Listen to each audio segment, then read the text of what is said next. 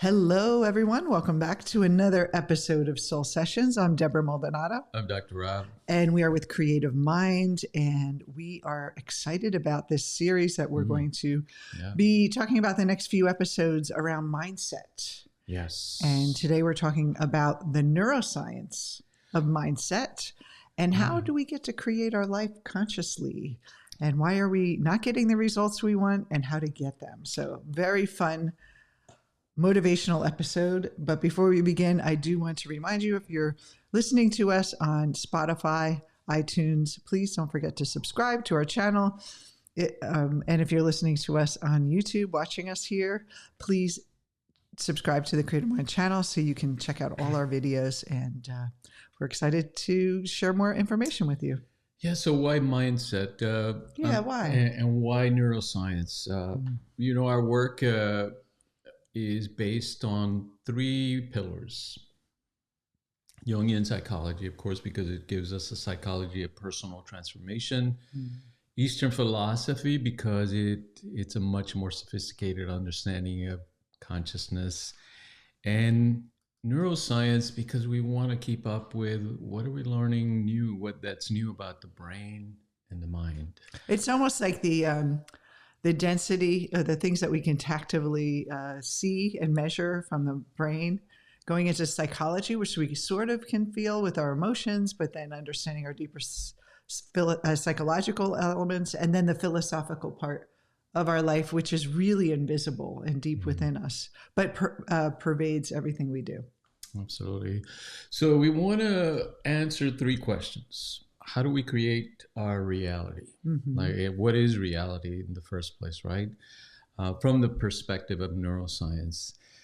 Secondly, can we really manifest things? And especially the vision things boards we work, want. Visualization. Well, you can answer that question. I don't know if I want to touch that one. And number three, if we can manifest our life to some extent, how does that work from the neuroscientific perspective?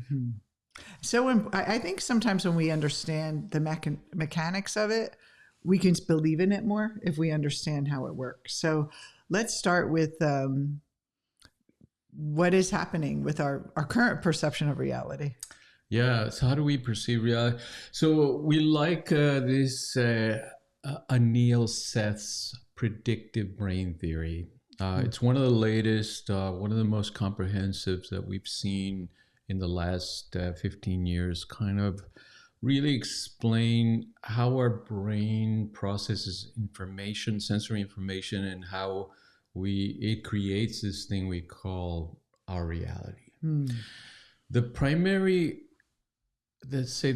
idea that he really puts forth very powerfully is this idea that our brain is actively creating and constructing our reality. Instead of the old model or the alternative view was that the brain is passively receiving information from an external world and simply giving us a picture of what's out there. So you're saying we're going from passive receiver to active perceiver. Exactly. Ooh, that's a nice little quote there.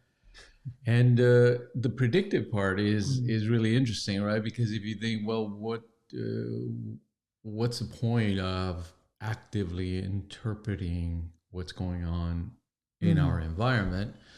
He says, well, our brain is really geared to predict or to help us predict what's going to happen. If I do this, what's going to be the result of that? And it's predicted through past experience, through memory. Exactly. So we have and then we have in our DNA collective memory of humanity, instinctual elements in us that we didn't have to learn. We just knew, like being up too high or a loud noise is something to pay attention to.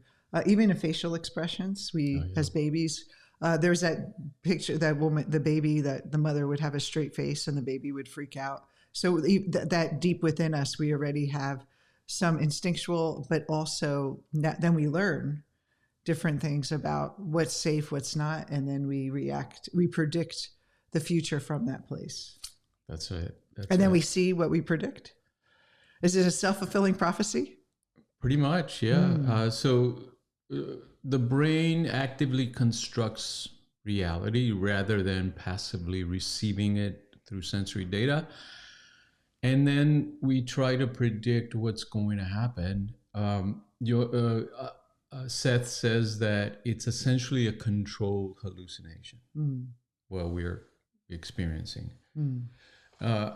In explaining it to our students, we often kind of use this metaphor. The old model was that the stage is already created for us, and that we're simply walking onto it and seeing the things that are there, like there's a house, there's a room, there's a computer, and we're kind of just passively experiencing that reality that was already constructed. The new model says, no, that's not it. As we walk onto the stage, we're bringing the color. We're building the stage. We're building it. We're filling it with meaning and form and naming those objects that are important to us. And this is important. We pick out what's important to us, what we value, meaningful to us. Yeah, exactly. What's meaningful to us, given our narrative, our past experiences, like you say, our conditioning, and our assumptions of what I can expect to see on the stage. So for me, back in my dating life, I always expected or had the pattern of having unavailable people or someone backing out or leaving me all the time, like just ghosting me or whatever, and things like moving, like nothing's working out. And so when I would enter a relationship or start dating someone, it would be that projection into that. And it was like my brain is looking for evidence of them leaving, and then I react to that, and then that creates an evidence, like me pulling back, which it seems like the other person is leaving, but it was actually me, like kind of sabotaging it. Pretty much, yeah. And so we end up sabotaging because of our own fears of like we're comfortable with our patterns, with a predictive model. Right. The patterns become ingrained in us because they work. It's only when things don't work that we start to question, is my model of reality off a little bit? And then the brain tries to adjust.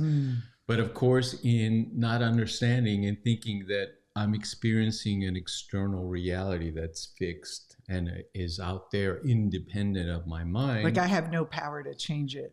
Exactly. Yeah. Or I want to change the environment. So I say, maybe if I move, or maybe if I use another dating app, or maybe I lower my standards, or change my hairdo, or lose weight, or get it. Yeah, like you say, get a hairdo and get a new wardrobe, lose weight, or join the gym, or get a personality, start creating, making yourself more interesting, and coming up with your scripts you say on first dates so people find you interesting. And that's right. And then that's just you're like, I call it rearranging the furniture. You're trying to like move things in the external through behavior and external changes, but your brain is still going to reflect back.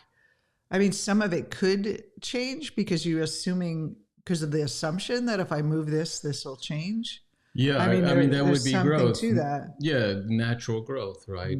But I think, from our perspective, I would say that it's that if you don't understand that you're creating it, or at least you're co-creating your reality, then you're very focused on changing external circumstances, which might lead to some success and some growth, but that's not a very efficient way of making change. The most efficient would be to say, okay, if I'm the one creating a lot of this reality, then the change would be internal. It's like the piece of the puzzle, like you're a piece of the puzzle. It's not that you're absent from the equation. And it's like, if you find yourself in this pattern or this situation, you're part of that pattern or situation. It's not some like external fate. So I want to talk about that hallucination a little bit and this idea. And the question we get a lot, and I ask myself this all the time, is there anything out there? If everything's an hallucination, is it just a dream that we're living? And are there objects out there that we're perceiving, or is it just like a ether? There's nothing there at all, and we're just constructing almost like a altered reality. Like a projection. Yeah. That's an ongoing question in neuroscience. Is this what do they call it? A simulation? Is it a simulation? Like, are you in like a computer? Yeah. So yes and no. Let's say from the perspective of the physical universe, yes, there are things out there, but they do not appear or are not what they appear to us as our reality. Because if you think about sound, for example, when we hear music, right? Let's say we have speakers in the room that are creating this beautiful sound.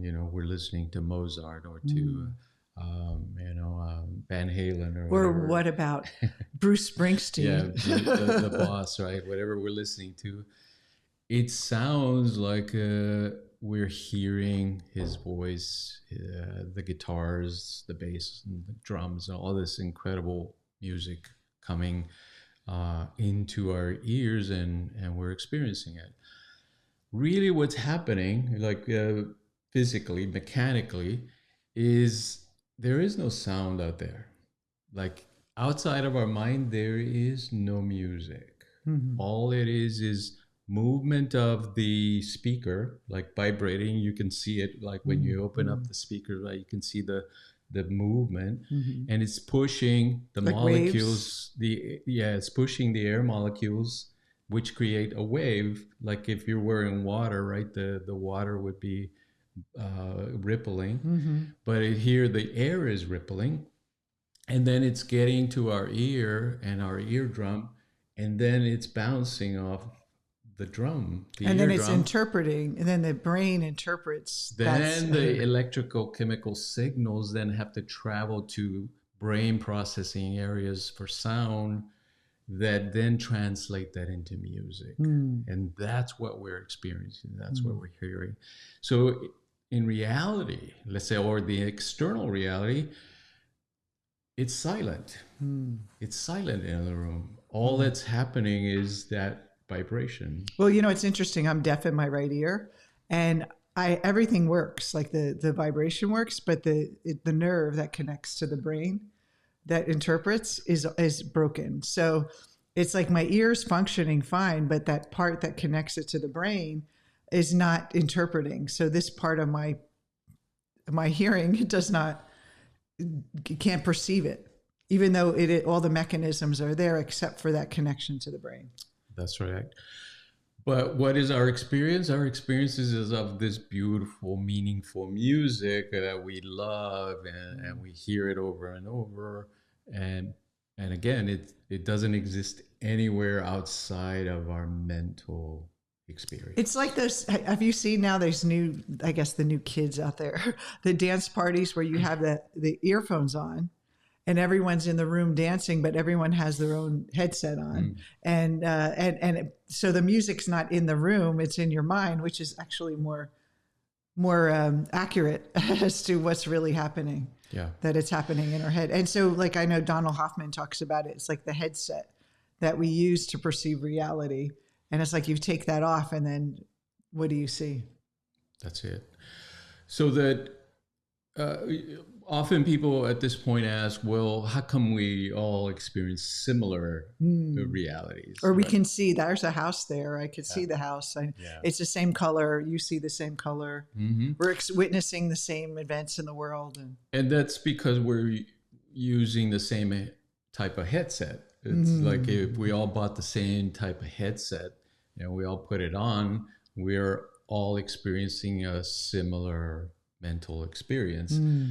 But again, it's totally or primarily constructed in our mind.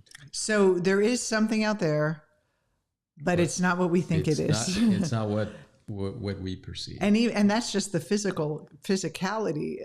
Layering on top of that, you look at a house, and then you also have your internal like story and narrative and meaning and memories that get projected onto that house. Is that house a big house? Is it a small house compared to what you experienced in the past? And then what does it mean, and what style and the colors, what they trigger in you? So there's a lot of subjective experience that we have in that reality. That's right.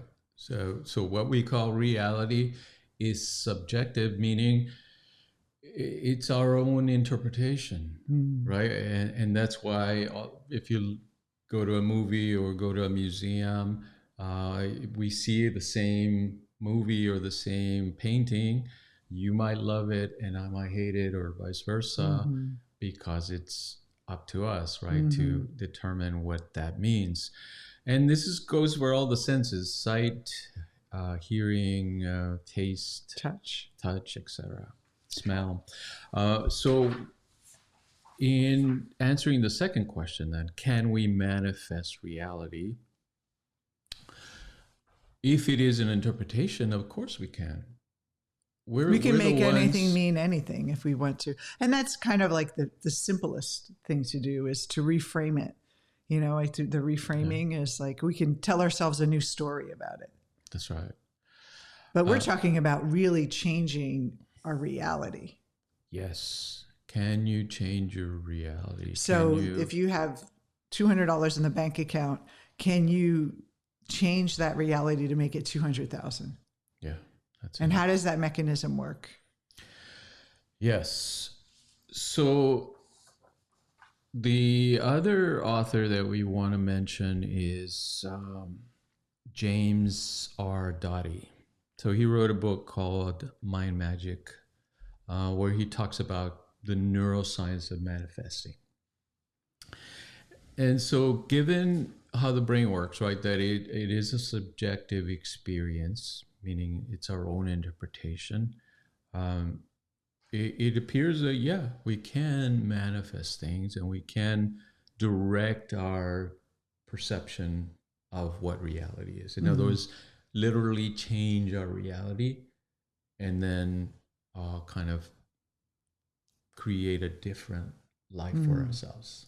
And well, first of all, why don't we just create our reality? I think that's another part of that question, is like, why don't we just, I want to have a partner. Why can't I just have a partner? And if I make my mind up and I want to make a lot of money, or I want to be successful, or I want to help others, I want to be healthy, I want to lose weight, I want to get in shape, I want to travel the world. Like, why doesn't everyone just get what they want?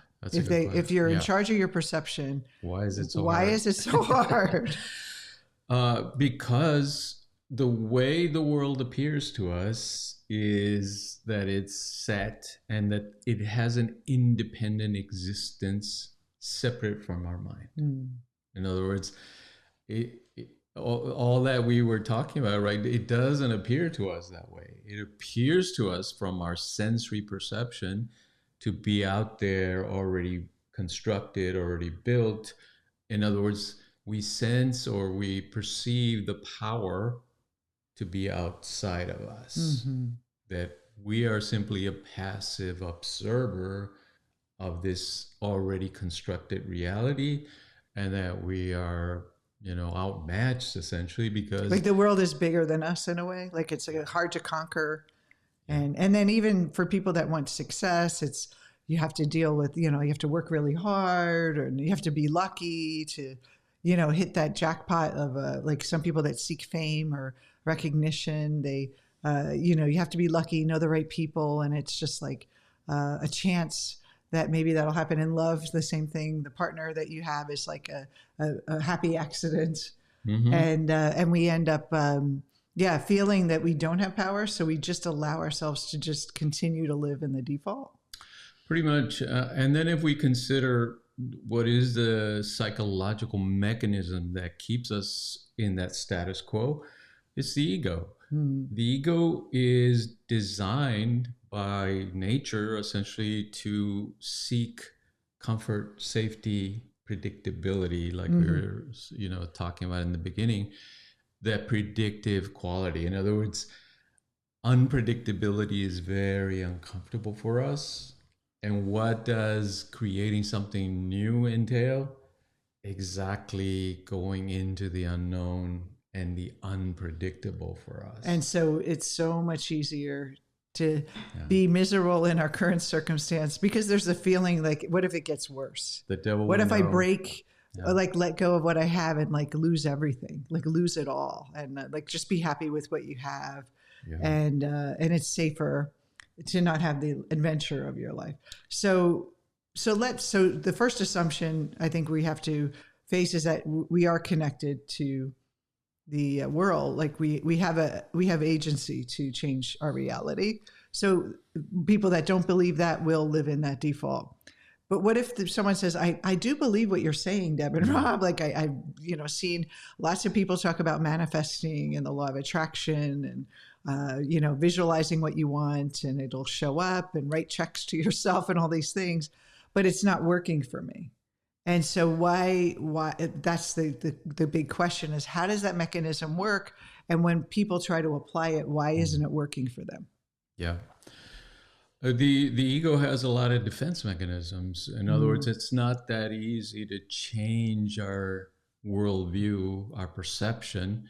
And rightly so, because if you think about it, imagine a world where anybody could change their perception very rapidly and quickly. It would be a very chaotic world. There would be no cohesion, no sense of civilization. We wouldn't be able to create civilization that way. The reason we're able to create relatively stable societies is because we all agree on what is reality. So it's kind of an agreement we come to and say, okay, let's agree that this institution is meaningful and we desire it and it's beneficial for all of us. So let's go back to like after World War II, the middle class. So this kind of stability that was formed, over almost 80 years ago, 80 plus years ago, that if I go and get a job and I stay in it and I get the paycheck, it's that consistency, it's that safety. After the Great Depression and the war, that all that uncertainty, people wanted to kind of have that predictability. And we've all been raised by people in that generation, or maybe some of you are still from that generation at your later years. And so passed on from generation to generation that we have to get a paycheck, and that's the safety, and you don't want to lose your job. So you have to, deal with a difficult boss, and you have to be unhappy. Like you're not supposed to enjoy what you do, what you love. You just do a good job so you can take care of your family. Those kind of narratives. And so we collectively agreed that's why the middle class is the biggest. Yeah. And there's not many very wealthy people because everyone wants that safety, like almost like it serves a purpose in that way from a collective standpoint. That's right. It serves a purpose and it creates safety for a lot of people, for the group. Exactly.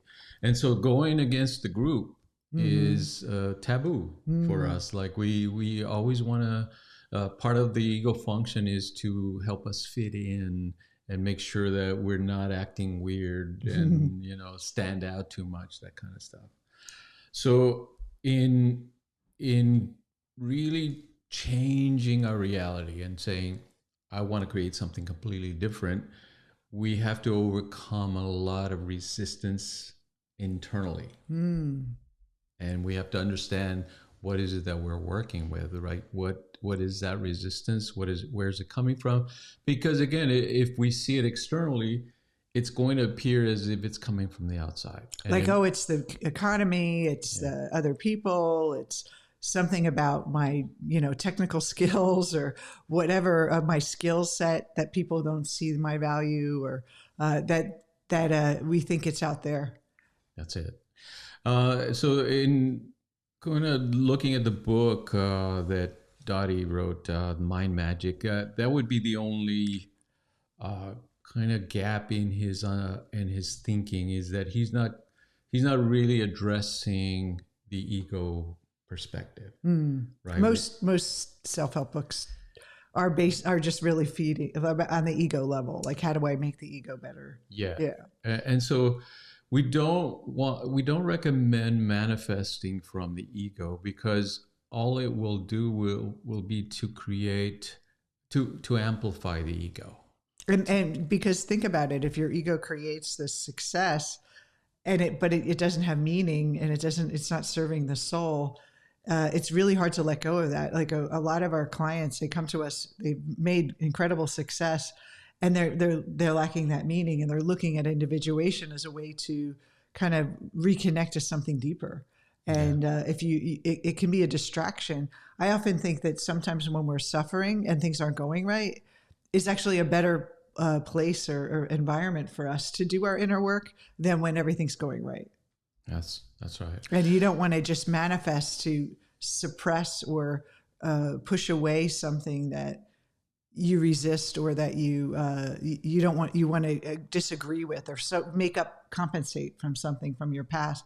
Like, I grew up poor, so I want to prove to her that I can be wealthy, or I was damaged as a child, and I want to like save the world. That's coming from ego. It's not coming from the soul, and that's ultimately not satisfying. Yes, but we still want to give you something to work with, yes. Right? Because we know life is always challenging, and so to know something about manifesting is useful to all of us. So here's the basic idea. Manifesting is essentially the process of intentionally embedding the thoughts and images of the life we desire into our unconscious mind. In other words, we want to be clear on what is it that we want to create and embed that into our unconscious mind. So have it because by default, the perception is showing us what is or what was.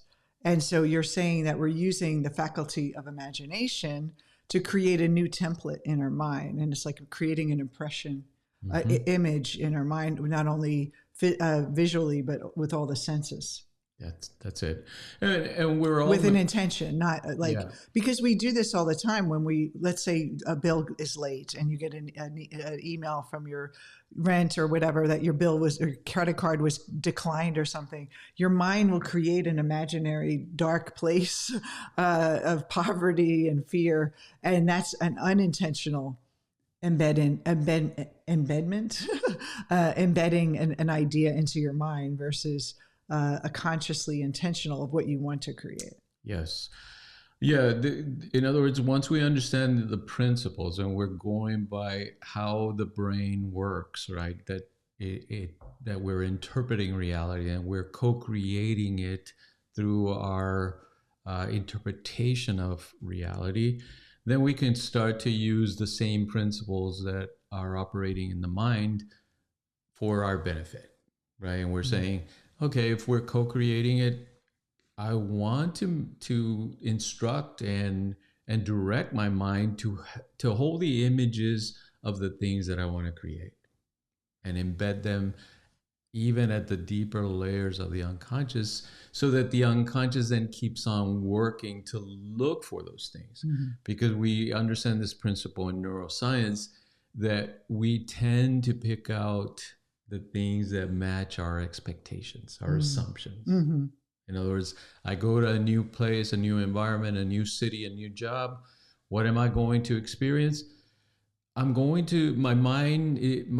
is going to pick out the things that are familiar to me and that I expect to see, and show me those things and say, here are the things that resonate or that you resonate with according to your value system that's been learned over the years. Well, it's interesting. I started a job. This is in my early 30s. I always had jobs where I got along with everyone and I was fun. And when I left the job, everyone's like, "Oh, Deb, we're going to miss you." And I never had problems with making friendships at work and all that. And I started this job and the boss says, the people in our department are going to be a little mad at you because they're mad at me because they wanted this other girl to get that position and then you got it. So they're going to be projecting a lot on you. So just so you know, he was a psychologist, by the way, too, which is interesting. And so I was prepared, and I knew they were kind of like rude to me and they were not talking to me. And I didn't do anything. And I just held in my mind, I'm like, I know who I am. I'm a great person. I'm fun to work with. I'm kind. They're going to, once they get to know me, they're going to love me. People like me. Yeah, people like me. And so over time, like I didn't let it bother me. I just didn't take it personally. And then I left about a year and a half later. I got another opportunity and they were like, oh, what are we going to do without you? La, la, la. And I said, hey, you guys were jerks to me when I first started. But I knew in my mind that so we can actually, it's not that the external changes right away, but it's like you can I created a reality for myself that this wasn't real. This was, I'm not a bad person and I could have taken it personally. But how many times do we not have that kind of ability to focus our mind in a difficult situation where we end up giving into our perceptions of people aren't liking us, what's wrong with me, instead of holding who we are and then bending that reality. Yeah, absolutely. So did I manifest that? We manifest everything. Yeah. I mean, that's one of the things we forgot to mention is that we're all manifesting already. It's nothing new, really.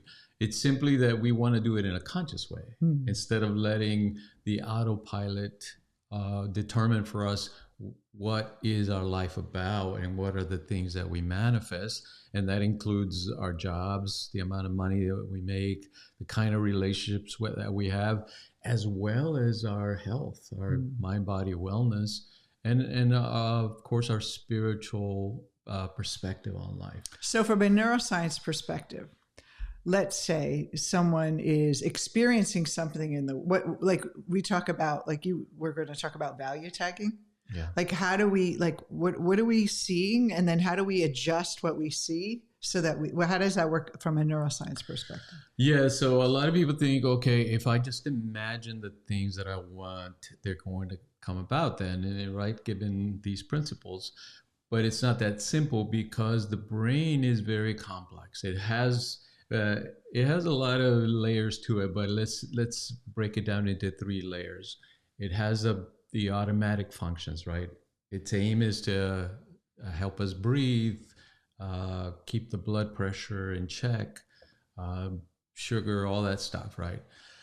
Then the second layer is more the emotional mammalian brain, which is really one of the most powerful systems in our brains.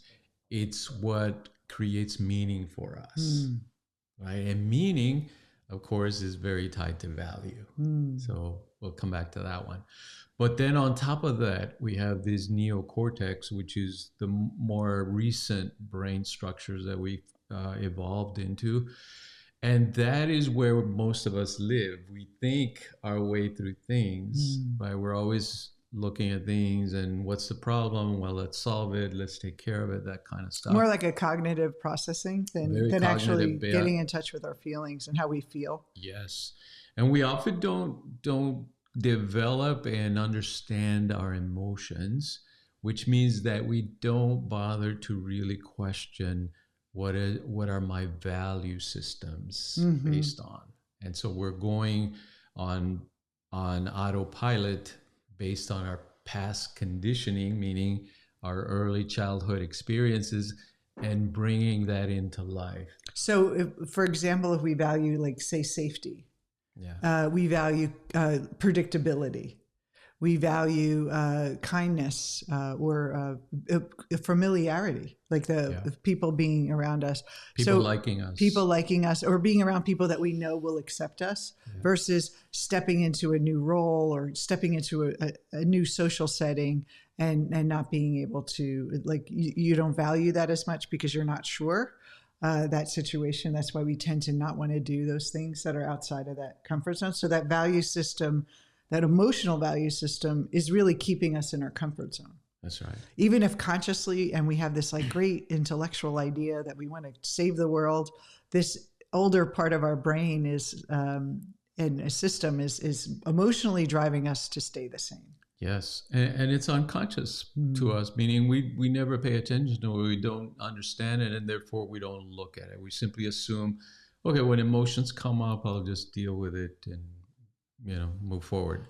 But understanding that the limbic system, the emotions, especially fear, and its opposite, which is inspiration and creativity. Once we start to understand that, then we can really start to manifest in a conscious way. In other words, to create the kind of life that we want to create, which means all those things, right? The kind of money that we make, the kind of relationships that we have, the kind of health that we experience in our mind bodies, which are really the most important things, right, for our human happiness. Isn't it important though because I think, it's easy for a lot of, I know when I first started thinking about thinking positive and I could create my life, it's like I didn't want to, when I wasn't creating what I wanted, I would just be like wanting to push it away and keep holding that vision.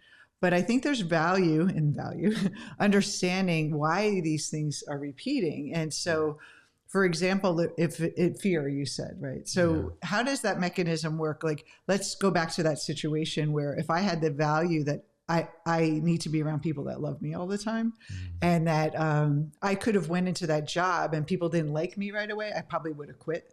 Right. Or run away or done something or just been miserable.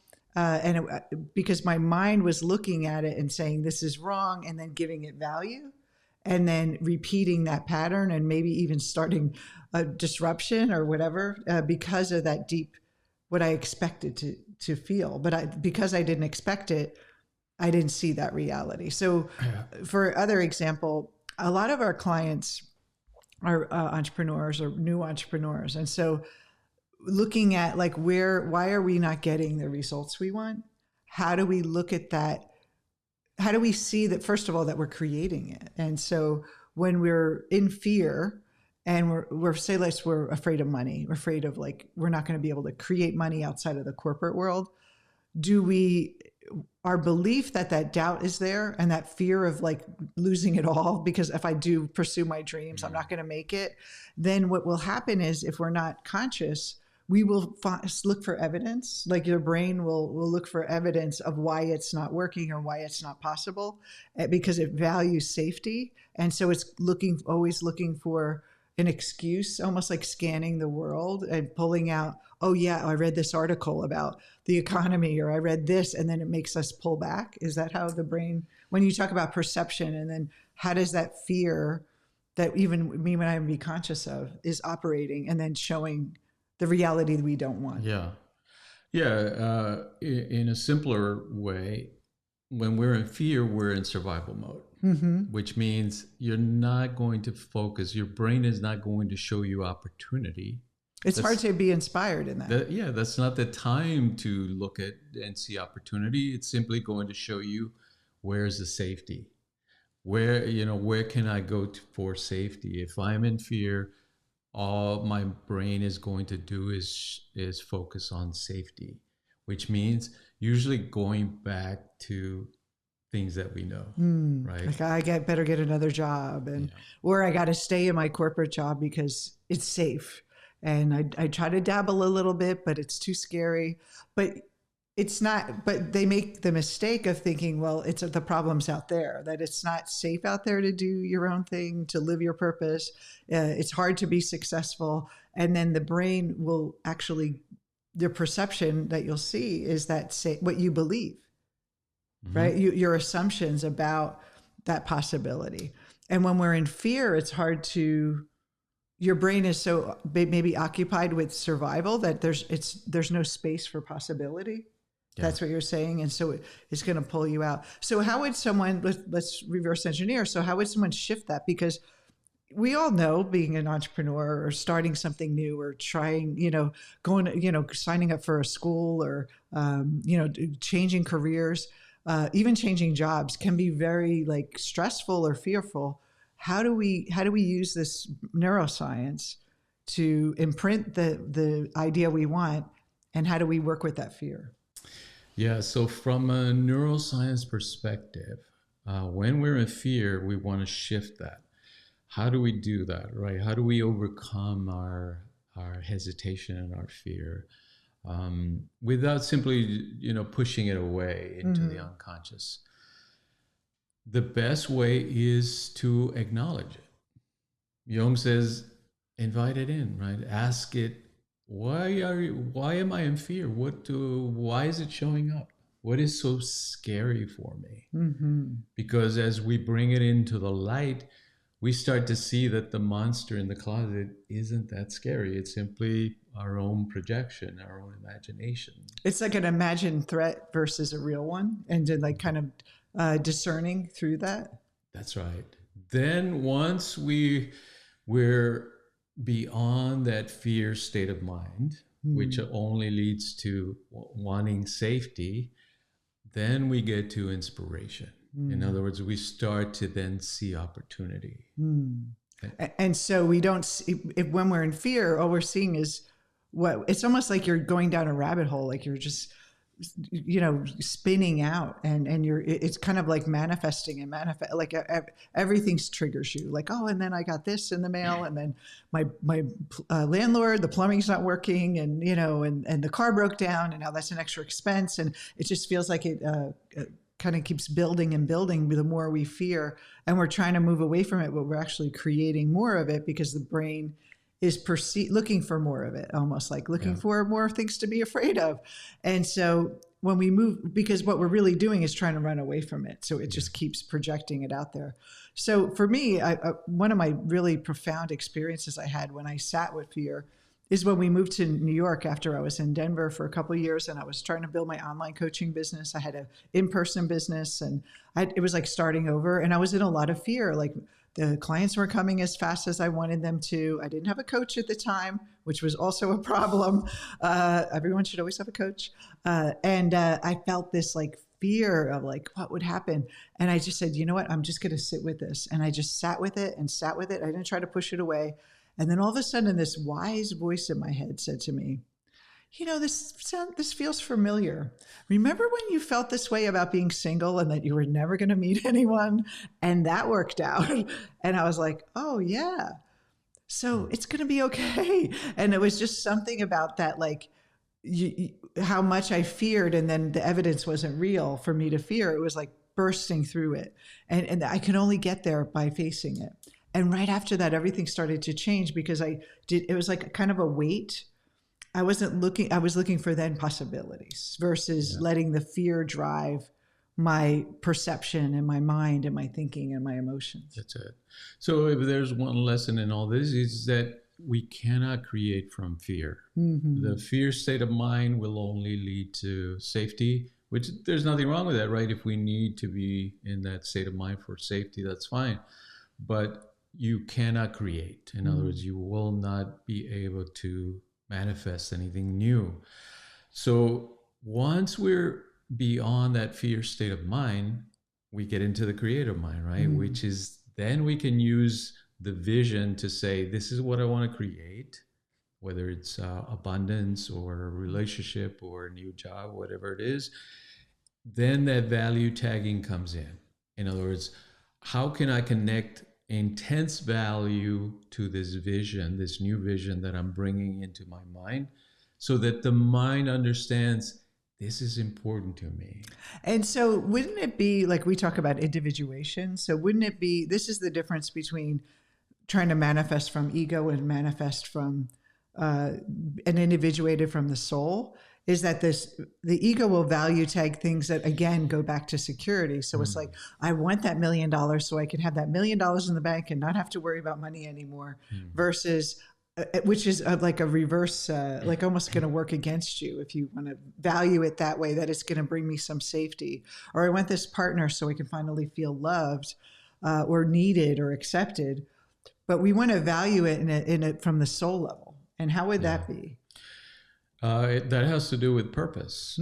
If we really start to understand what is our higher purpose in this life, and we have a purpose that guides our actions and our motivation, then the value really hits the mark, right? Because the brain reads it as, oh, this is going to help you fulfill your mission in life, your higher purpose, and that is the most powerful way we can proceed. So it's really connected to that emotion. When you can't just think like almost like an intellectual aspirational idea, but you have to marry it with emotion and passion, and like it's almost like you're willing to die for it. Like the hero going out, he's willing to die for something that he values, and then he finds his way or her way as they go on their journey, because the value is there, that there's like an unstoppable feeling. And so, like the other example, if you're led by fear, every little thing is going to stop you. That's right. Every little inconvenience, and then your mind will start really justifying why you should just give up and why it's not for you, and that's really it's your mind telling you that it's not out there. But we tend to, our brain tends to think, see, look at the evidence out there, and then my family's telling me the same thing. They're saying, why are you doing this thing? You should go back to get a real job and do something normal. But those voices from the external are also coming from your mind. You're going to perceive or hear opinions of others that reflect what your deepest fears are, and Absolutely. like what you're questioning yourself around. Yeah, again, we're going to interpret our reality, our immediate reality, from that lens of fear or possibility, right? It's up to us. So in Dottie's theory, once we embed this vision with value in our mind, the unconscious then acts as a hound dog, he calls it, in a way to seek out and to show us the opportunities to create that vision in our current environment. And we know the brain, again, works on that predictive strategy. It wants to be able to find what its assumptions of reality are. It's learned in instinctual instructions. When we learn to use our imagination to determine what is valuable to us, then we are self-directing our own neuroplasticity. And what that means is, people talk about rewiring the brain.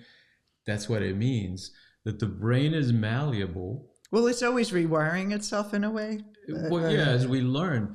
But here we're doing it in a conscious way. Instead of letting the environment, what is it you call it? Self-directed Neuroplasticity. Yeah. Because now we are determining the way it's going to rewire itself, instead of letting the circumstances of our life determine that for us. We're using our imagination, because the brain doesn't distinguish that much from what is imagined and what is reality, or perceived reality. Yeah. So someone who has like a traumatic experience, their brain gets rewired from that, because it's like starts building connections to protect itself, which is a sign of a healthy mind. We have to underscore that you're not broken. It's a sign of a healthy mind. Your ego gets it's too much, so your brain has to take over, and your unconscious has to take over to make sure you get back to stable life. And so this is almost like the same thing, where it's like an event, I would say positive event, that you could actually, and then you get into a new groove of being. But I want to just, before we go, just distinguish, I did a lot of rewiring, but I was really rewiring my ego. And so the distinction between rewiring, like how do you use rewiring, and then how does it go with kind of individuation and moving beyond just ego creating?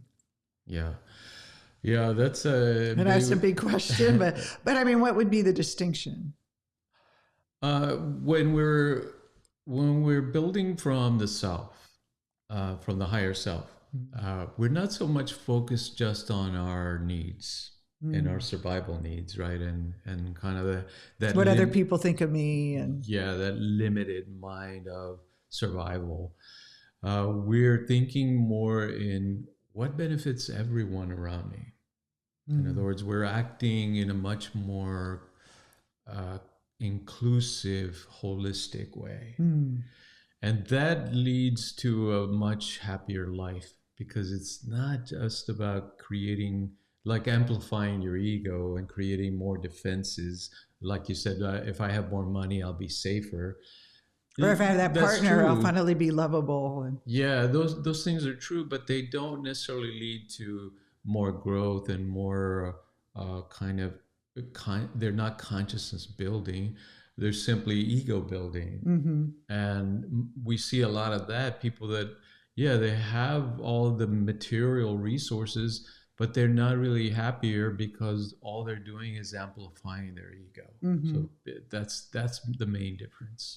And so what we want to do is we want to understand that we're actually, the neuroscience of perception is that we are creating, we're seeing, co-creating, if that makes you more comfortable, the reality that we see. We make meaning through that reality, through our limbic system, the emotion. And then we, by default, repeat the pattern because it keeps us safe, and that's how we've been designed. And then we want to, when we're looking for change in our life, we're looking for something different, we have to consciously move through, and most of it is fear of change, and really face that fear of change, because that's what's really stopping us. And understanding like everything that's showing up is reflective. So we, instead of thinking we're just having bad luck, is to for me, I understood how I'm creating my life by how I was creating what I don't want. And I think if you understand how you're creating what you don't want, then it's easy for you to say, if I can create what I don't want, then I can create what I do want, versus having this strange faith that you can create, like almost like a delusional, I can create something different, until you recognize that I've created what I created now, and take responsibility, not blame, but responsibility that there's the piece of the puzzle that's me is a part of this reality that I have, and that I have a piece to change that reality. And I think that is really important, to recognize it first, and then you can create something else. And then realize that you're not the ego. I think that was another big thing we talked about today, is that we have to realize that the soul, or the deeper self, the true self, whatever you call it, has a bigger story and bigger goals for us. And we just have to get the ego out of the way so we can really fulfill it. Yeah. And we usually teach 3 principles in working with your mind this way. One is clarity. You want to be as clear as possible as to what is it that you want to create in a positive way, right? Instead of saying, I don't want that. We all know what we don't like. What is it that we like, and what is it that we want to see in our life, right? Think in those terms. So clarity. The other one is consistency. In other words, we don't want to always be changing our mind. We want to start to make the mind one-pointed. Like, this and is don't my just purpose. Visualize one day and then be like, okay, I'm done. You have to do it every day. Yes. Like, have that consistent. Be and consistent. Especially in adverse situations where it's not showing up out there yet, you have to keep holding that vision. It's almost like a muscle you have to build. Absolutely. So clarity, consistency, and then passion, right? That meaning, that emotional, why do I want to create this? And often people don't take the time to really think through the why. Why is this important in my life, besides survival, or just it'll give me something new? You have to connect it to a deeper purpose, again, that hits those limbic systems or the limbic system in the brain, that then activates that wiring, or that new that it rewires the brain in a way that says, I'm going to find this for you. I'm going to seek it out in and create it in the world. So the brain being the tool, Yeah. but the mind and the consciousness is the fuel. And you want to fill it with the brain can create that reality if what's behind it is imagining that reality.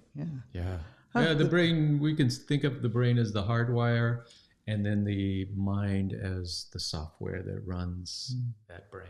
And it's always never too late for an upgrade. Anyway, this is a great conversation, Rob. Thank you for thinking about it for us, offering it today. And we hope you join us for another episode of Soul Sessions. Before you go, don't forget to subscribe to our channel on YouTube, or to our podcast on some of the podcast services that are popular out there. Soul Sessions with Creative Mind. I'm Debra, and Rob.